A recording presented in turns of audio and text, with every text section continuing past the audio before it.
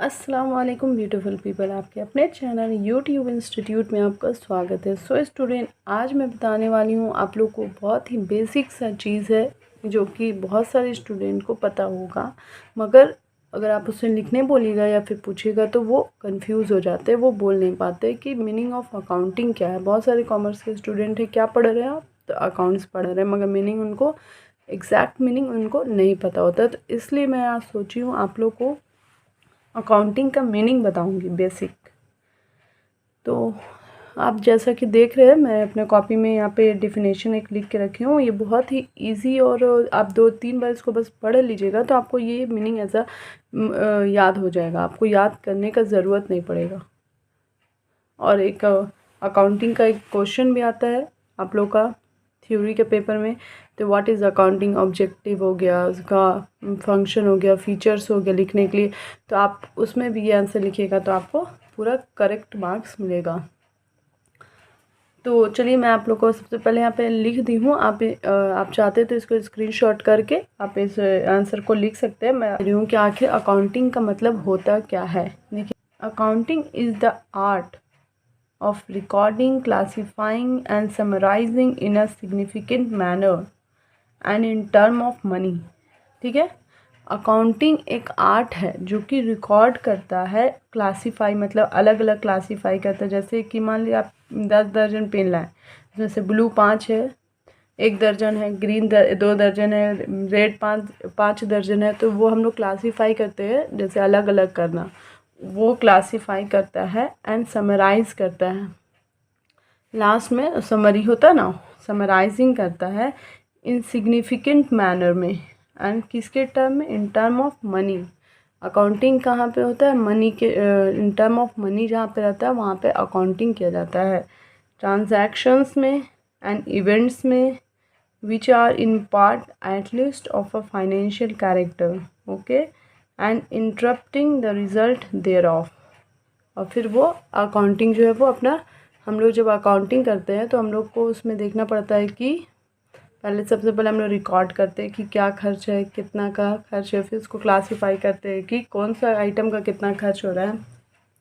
फिर हम लोग समराइज़ करके लास्ट में उसको देखते हैं, ट्रांजैक्शन पास करते हैं, तब हम लोग को पता चलता है कि इतना इतना चीज़ हुआ, इतना प्रॉफिट हुआ, इतना लॉस हुआ with the help of accounting. Okay, I hope आप लोग को यहाँ तक क्लियर होगा। यहाँ पे मैं एक डायग्राम से आप लोग को बताना चाह रही हूँ। देखिए यहाँ पे मैं एक डायग्राम बनाई हूँ कि अकाउंटिंग साइकिल किस तरीके से काम करता है। आप लोग तो journal, transaction, ledger, trial balance, balance sheet, profit and loss and trading account बहुत सारा बना चुके होंगे, मगर कौन सा पहला स्टेप है, कैसे वो वर्क करता है, वो मैं आपको इस वीडियो में बता दे रही हूँ। तो आप यहाँ पे पहले थोड़ा ध्यान दे के सुनिएगा। सबसे पहला फेस ऑफ साइकिल हो जाता है, जो अकाउंटिंग का फेस ऑफ साइकिल होता है, वो है आपका ट्रांजैक्शन। उसके बाद हम लोग जर्नल पास करते हैं, जो कि debit and credit both are equal आना चाहिए। फिर उसके बाद हम लोग थर्ड में फेस ऑफ साइकिल है हम लोग का लेजर, लेजर पास करेंगे हम लोग। उसके बाद फोर्थ होता है ट्रायल बैलेंस, जिसमें हम लोग को एक्यूरेट बैलेंस बताता है आपको। एंड फिफ्थ जो होता है फेस ऑफ साइकिल, वो हो गया trading, profit and loss and balance sheet हो गया आपका।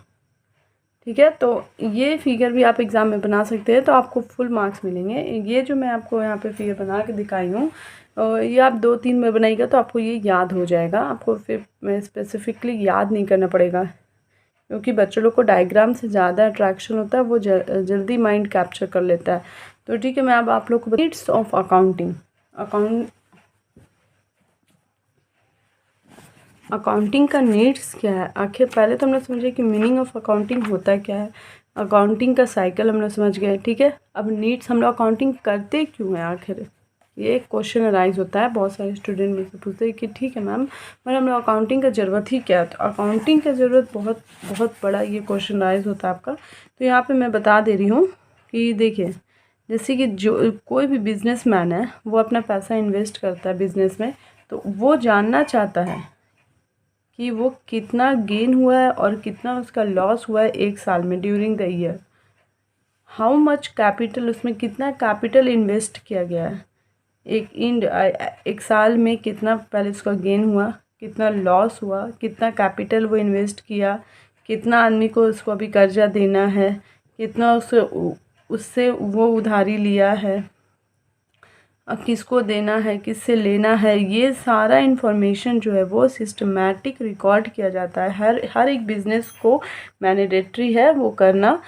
तो एक फाइनेंशियल ईयर ख़त्म होने के बाद वो चेक करते हैं कि मेरे बिज़नेस में क्या हुआ, फ़ायदा हुआ, नुकसान हुआ। तो इसलिए अकाउंटिंग जो है वो अकाउंटिंग का जो हम लोग को ज़रूरत पड़ता है। डिटेल बता दे रही हूँ। जैसे कि एक बिजनेसमैन है, ठीक है, वो अगर रिकॉर्ड नहीं करेगा अकाउंटिंग अपना बिजनेस का क्या लॉस, क्या प्रॉफिट, किसको परचेज़ किया, किससे सेल किया, कितना कैपिटल इन्वेस्ट किया है, किसको देना है, किससे लेना है, ये सब चीज़ नहीं उसको पता रहेगा, तो वो एक साल के बाद उसको कैसे पता चलेगा कि वो कितना प्रॉफिट हुआ, कितना लॉस हुआ।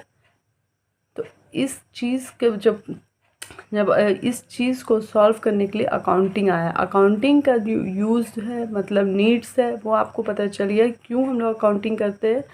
बिज़नेस को पीसफुली रन करने के लिए, आप अपना गेन लॉस जानने के लिए, कैपिटल इन्वेस्ट के, इसलिए हम लोग अकाउंटिंग के का ज़रूरत होता है हम लोग को। तो आप ये पॉइंट भी आ सकता है आपके एग्ज़ाम में, तो आप ये पॉइंट को भी एक्सप्लेन करके, मैं जो 2-3 पॉइंट बताई हूँ वो पॉइंट को आप एक्सप्लेन करके लिख सकते हैं। ओके, तो थर्ड टॉपिक आता है हम लोग का ऑब्जेक्टिव ऑफ अकाउंटिंग।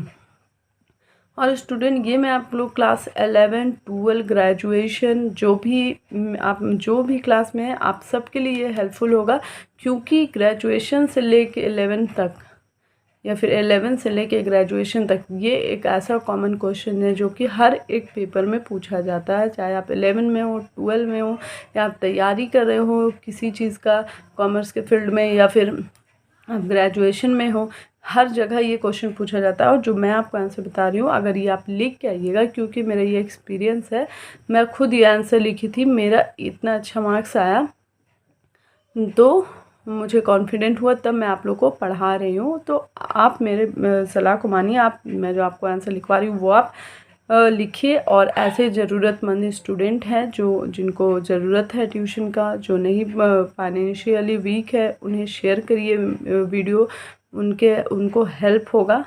और आपको लगता है कि अगर ये आपके लिए हेल्पफुल है वीडियो, तो लाइक एंड सब्सक्राइब कर दीजिएगा और शेयर करिएगा अपने फ्रेंड के साथ। ओके, और ठीक है, तो अब हम लोग यहाँ पे पढ़ते हैं third topic, objective of accounting.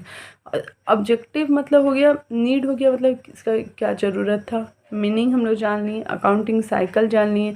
Objective मतलब क्यों हम लोग रिकॉर्ड करेंगे, ऑब्जेक्टिव इसका क्या है, अकाउंटिंग का ऑब्जेक्टिव है क्या, आखिर क्यों हम लोग इसको रिकॉर्ड कर रहे हैं। तो ये भी एक आपका पॉइंट आता है एग्जाम में। मान लीजिए क्वेश्चन पूछ लेगा, what is accounting and deal with objective of accounting and explain of objective of accounting, ये पूछ सकता है आपसे। सबसे पहले मैं यहाँ पे 5 पॉइंट लिखी हूँ, और भी पॉइंट होता है, अगर आप पास 5 पॉइंट भी लिख के आइएगा, इसको थोड़ा सा डिटेल में आपको डील करना पड़ेगा। जैसे कि मैं सिस्टमैटिक रिकॉर्ड लिखी हूँ, उसको आपको 4-5 लाइन डिटेल में डील करना पड़ेगा। ओके, तो सबसे पहला हो गया ऑब्जेक्टिव ऑफ अकाउंटिंग, हो गया आपका सिस्टमैटिक रिकॉर्ड करता है, सिस्टमैटिक सिस्टम के हिसाब से वो रिकॉर्ड करके रखता है आपके अकाउंट्स को, कैलकुलेट करके बताता है आपके प्रॉफिट एंड लॉस को, रीज़न बताता है कि क्यों प्रॉफिट हुआ और क्यों लॉस हुआ आपका, फाइनेंशियल पोजीशन ऑफ बिजनेस का क्या फाइनेंशियल पोजीशन चल रहा है वो बताता है आपको, प्रिवेंट और डिडक्ट ईरर ऑफ फ्रॉड, ठीक है, बताता है कि आपसे कहाँ पे गलती हुआ है, उसको ठीक करिए। तो मैं यहाँ पे आप लोग को 3 टॉपिक क्लियर की हूँ, आई होप कि आप लोग को समझ में आ गया होगा। अब मैं नेक्स्ट वीडियो में इसके कैरेक्टरिस्टिक्स और फंक्शन में बताऊँगी, फंक्शन ऑफ अकाउंटिंग होता है क्या है एंड कैरेक्टरिस्टिक्स ऑफ अकाउंटिंग होता है क्या है, क्योंकि 20 मार्क्स से एक क्वेश्चन आता है आप लोग का कि व्हाट इज़ अकाउंटिंग एंड आपका उसमें नीड्स आ सकता है, ऑब्जेक्टिव आ सकता है, कैरेक्टरिस्टिक्स आता है, फंक्शन आता है, इस चारों में से कोई एक ही पूछेगा। तो मैं आपके इसलिए चारों कवर करवा दे रही हूँ। ओके, तो चलिए मिलते हैं नेक्स्ट वीडियो में।